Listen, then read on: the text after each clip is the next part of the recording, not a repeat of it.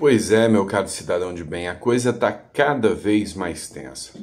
Estão moventando agora, né, talvez até pela fraqueza que ele teve durante a condução da Câmara dos Deputados, estão falando, os esquerdistas, até em prender o Arthur Lira. E aí responde para mim, seria bem devido uma prisão do Arthur Lira? Você acharia justo a prisão do Arthur Lira? No fundinho, você acha até que ele merece? Pois é, estão falando disso por causa das emendas e a gente vai explicar um pouquinho sobre isso.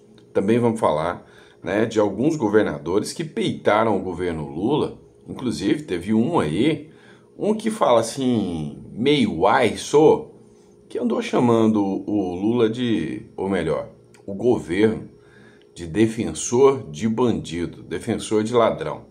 A gente vai falar sobre isso aqui e muitas outras pautas nesse editorial. Então vou te convidar a vir para a tela do meu celular para a gente estar acompanhando tudo isso, tá bom? Não esquece de se inscrever no canal, curtir e compartilhar. Peço desculpas, ontem eu estava de viagem, não consegui colocar o último editorial, tá? Dá um desconto para mim, esse final do ano eu estou precisando um pouquinho de descanso, sabe? Muito trabalho, muita correria, então nem sempre eu vou conseguir colocar todos os editoriais até a virada do ano. Vou tentar colocar todos os 5, todos os dias, tá? Mas um dia ou outro pode ser que eu esteja de viagem, curtindo a família, e a família está sendo prioridade, tá bom? Então, não vou deixar vocês sem editorial, nem que seja um no dia para manter vocês atualizados. Estará aí, mas esses dias, né, tá acontecendo aí, né, de ficar sem um ou sem outro, desde o dia do Natal para cá, mas peço compreensão de vocês, tá bom? Mas bora começar? Vamos lá? Já se inscreveu? Não pagou nada para se inscrever? Ó, o livro sobre os leilões está aí disponível para você fazer o download, o livro sobre o Bukele, só clicar aí na descrição, tá bom? Vem para a tela do meu celular que nós vamos conversar agora sobre isso. E para você que duvidou de mim, que estão falando abertamente em cadeia para o Arthur Lira, pega a visão, foca nessa primeira matéria, né? Essa que é bem tranquila, do antagonista, que diz o seguinte: Arthur Lira nunca esteve tão perdido. Ou seja, mostra que o Arthur Lira, né, deixou o seu mandato, a sua gestão fraca para o Hugo Mota. E isso está gerando, né, um conflito entre os líderes que estão questionando o Arthur Lira. Como que o Arthur Lira deixou o Supremo Tribunal Federal crescer tanto a ponto de humilhar o Congresso Nacional tantas vezes repetidamente? E aí algumas perguntas se fazem, né? Será que o Pacheco está conivente com a questão das emendas? Os senadores estão cobrando o Pacheco? O Senado foi conivente para castigar ainda mais os deputados que dependem mais das emendas do que os próprios senadores? Qual é o caminho? O Von Serra fez uma pergunta interessante, tá? Então, lembra aqui da matéria do antagonista, para não perder o fio da meada. Lira nunca esteve tão perdido. Mas agora, olha o ponto de vista do Von Serra. Eu não quero saber do advogado do Braga Neto. O que eu quero saber é como o governo vai se pronunciar sobre os chineses encontrados em trabalho escravo na fábrica da BYD em Camaçari. Eu já falei sobre isso. O governador do PT, o Jerônimo lá, ele fez um vídeo parabenizando a BYD pelo trabalho humanitário, como se trata bem os empregados, né? Mas eu não vou nem falar disso, que já foi alvo de outro editorial. O foco aqui é o Lira. Ou porque a polícia baiana, mais violenta do Brasil, não vai usar câmaras de São Paulo. Também já falei sobre isso, né? É insano a interferência do Supremo Tribunal Federal sobre a polícia de São Paulo. Qual o interesse sobre tudo isso? Também quero saber se Pacheco estava no acordo que Lira mencionou para a liberação de emendas. E se o governo combinou a liberação com a Câmara, caso tenha combinado, a Polícia Federal vai colocar o governo no inquérito como coadjuvante do processo? Ou seja, pessoal, mais sensato que isso, impossível. O Flávio Dino impediu que as emendas prometidas pelo Lula fossem repassadas à Câmara dos Deputados. O Arthur Lira recorreu, né, questionou o Flávio Dino, né, entraram com um pedido ao Flávio Dino. O Flávio Dino deu prazo para que o Lira justificasse o uso das emendas, né, mesmo sem autorização do STF. o Lira justificou, dizendo que fez um acordo com o governo e que o governo se comprometeu a pagar. Então, se o governo tem um acordo com a Câmara dos Deputados, deveria ter sido pago. A grande questão é, a gente tem assim uma leve impressão de que essa investigação da Polícia Federal será utilizada para chantagear a maioria dos deputados para que votem com o governo Lula. A grande questão é, se o Lula autorizou o repasse das emendas e tiver irregularidade nessas emendas, o Lula também vai ser investigado, ou melhor, o governo Lula também vai ser investigado? Pois é, aí levanta-se um questionamento, né? A investigação deveria ser sobre esse acordo também que descumpriu a ordem inicial do Flávio Dino. O Lula descumpriu uma ordem com o Flávio Dino e está tudo bem. O Lira descumpre uma ordem com o Flávio Dino e a esquerda já começa a abanar o rabinho falando em prender o Lira. Tem coisa esquisita nessa história, você não acha? Mas vem cá, volta para a tela que eu quero te mostrar o que eles estão falando sobre o Lira. Vamos lá, dá uma olhada nessa matéria do Estadão. Aliados de Lira dizem que bronca de Dino com o deputado não é de hoje e temem investigação da PF específica sobre o Flávio Dino. Tá, os deputados estão falando que o Flávio Dino já tinha um problema pessoal com o Arthur Lira e que vai deixar o princípio da impessoalidade, o princípio, né, da imparcialidade de lado e vai se vingar politicamente do Arthur Lira. É o que está dizendo, não eu, o Estadão aqui.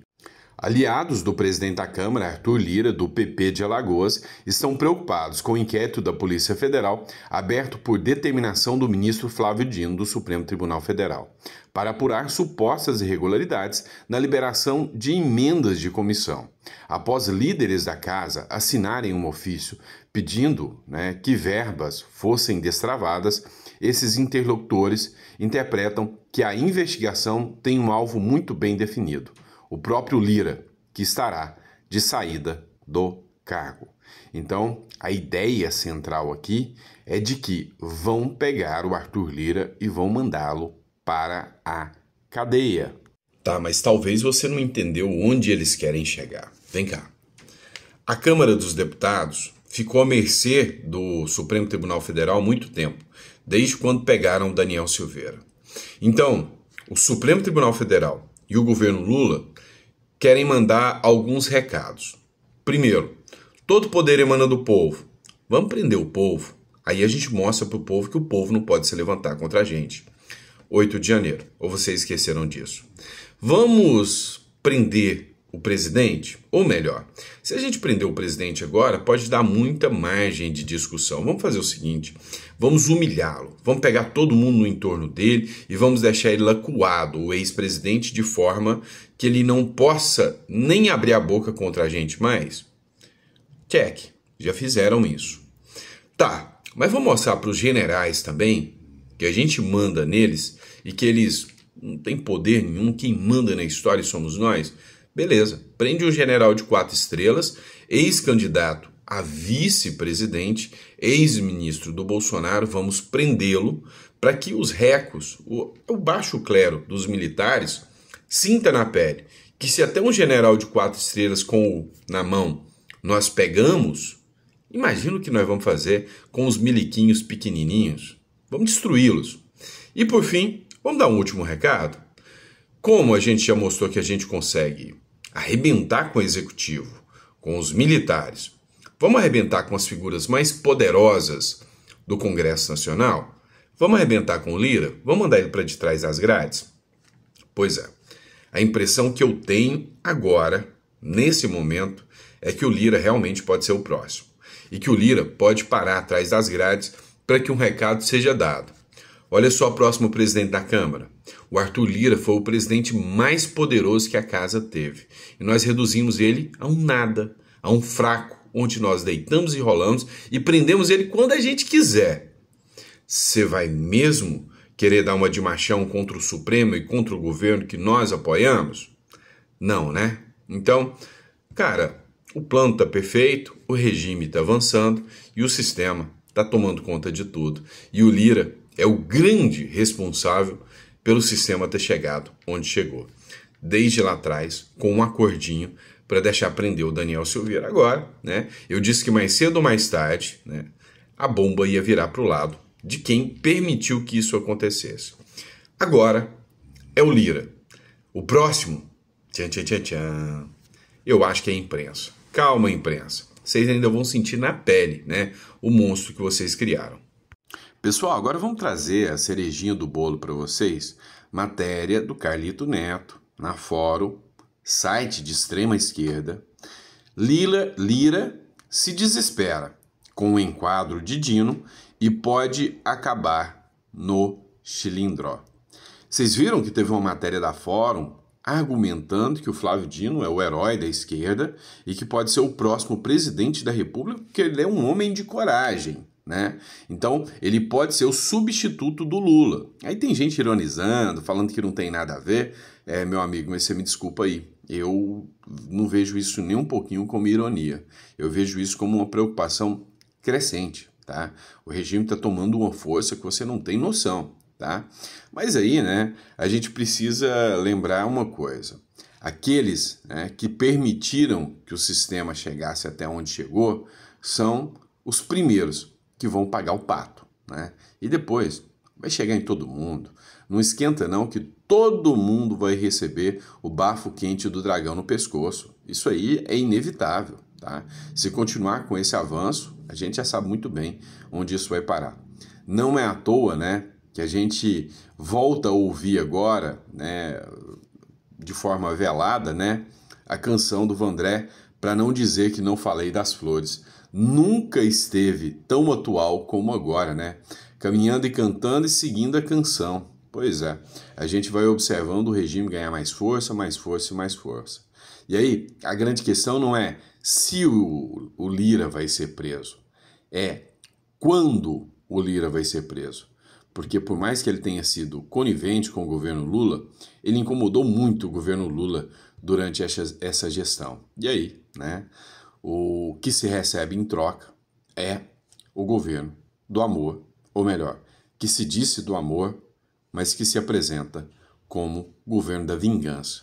Pois é, o Lira vai sentir o peso da vingança do governo e do Supremo Tribunal Federal. Mas a gente tem que entender que uma das formas, né, do regime ganhar força é tirando toda e qualquer possibilidade de resistência. A Marina Helena, você deve lembrar dela, do Partido Novo, concorreu à Prefeitura de São Paulo. Ela fez uma análise muito interessante.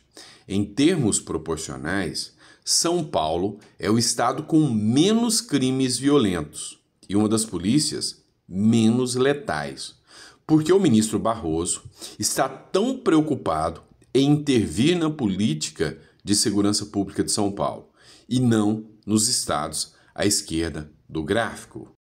E aí, quando a Marina cita o gráfico, ela está mostrando esse aqui. Você vê que tem um gráfico onde tem os maiores, né, casos de violência policial e de homicídios contra os menores. E quando você observa isso aqui, você analisa que São Paulo é infinitamente menor proporcionalmente do que o estado do Amapá, né? Infinitamente menor. Então, assim, qual o intuito, qual o interesse político que está por detrás dessa ação, onde deixa os policiais vulneráveis? Tá, mas não é só o Supremo Tribunal Federal que partiu para cima dos militares. Tem mais, né? O governo Lula também foi para cima dos militares, como se não houvesse amanhã. Os governadores estão se manifestando, embora eu não vi nenhuma manifestação contundente do Tarcísio de Freitas, mas o Zema também se manifestou. O mineirinho Aissô Tabão, do Zema, ele escreveu o seguinte: diga-me quem tu proteges, que te direi quem tu és. Ou seja, se você protege o bandido, você é o quê? Né? O decreto do governo federal, publicado no período de festas, coloca os policiais em risco e tenta tirar dos estados os recursos do fundo penitenciário e de segurança. O cuidado deveria ser para quem nos protege, não para os bandidos. Ou seja, para bom entendedor, pingo é letra. O Romeu Zema chamou o governo Lula de bandido. O governo Lula está sendo amplamente criticado pela leniência, né, com As próprias facções criminosas, nesse caso, com esse decreto, que foi considerado pelo governador Caiado um presente para a bandidagem. Foi a palavra, né, que o Caiado utilizou. A deputada Silvia YMP também escreveu o seguinte: quem está realmente protegido?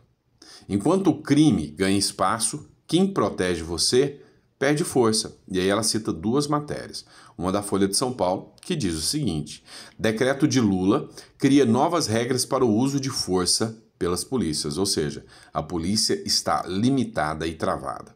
Enquanto que uma matéria da Gazeta do Povo diz o seguinte: arma usada em tráfico de drogas não gera crime e posse ou porte ilegal, decide o STJ. Você não entendeu. O STJ entendeu que a arma do bandido é instrumento de trabalho. Então, ao ser preso por tráfico de drogas, ele não responderá por porte ou posse ilegal de arma de fogo, porque aquilo ali é instrumento de trabalho do bandido. Não é piada, não. O que eu estou falando com você é real, é exatamente isso. Ainda escreveu a Silvia YMP: estamos em um país que cria leis para enfraquecer as suas forças de segurança e outras para proteger bandidos. O pagador de impostos está a cada dia mais desprotegido e exposto às ações do crime organizado. Pois é. E aí, se a gente tem quem protege, né, essa linha de raciocínio, se a gente tem uma mídia que defende essa linha de raciocínio, onde que a gente vai parar? A gente está realmente perdido nessa história. E não é à toa que eu defendo tanto o modelo Bukele. Quando eu defendo para vocês que a principal pauta da direita tem que ser o combate ao crime organizado, porque o crime organizado hoje escolhe quem vai ser prefeito, escolhe quem vai ser a maioria dos cargos no país hoje, né? A gente tem escândalos absurdos aí de figuras altas do poder amplamente vinculadas ao crime organizado. Não é novidade para ninguém, eu não estou falando nenhuma mentira aqui. Então, enquanto não tiver um presidente, né, que realmente vai entrar com a bandeira da política pública, o Brasil não vai mudar. O Brasil só muda depois que o crime organizado for enfrentado a contento por alguém de coragem, como o Nayib Bukele de El Salvador. Isso aqui são os gráficos que mostram os índices de homicídio, né, e os índices de falta de confiança, né, porque você não quer ir para um lugar onde você corre o risco de ser assassinado por um membro de gangue. El Salvador, né, se tornou seguro desde 2020, mais seguro que os Estados Unidos em 2023. Olha só o que aconteceu. Esses são os gráficos, né, os gráficos absurdos. Hoje, El Salvador é considerado o país mais seguro do mundo. E depois dessa segurança, os índices de confiança em El Salvador estão chegando em níveis alarmantes. El Salvador se tornará uma potência econômica na América Central. Olha só o que faz, né, o combate ao crime organizado. Você, com uma empresa cheia de bandidos trabalhando lá dentro e te roubando o tempo todo, tem como você ir para frente? Não tem.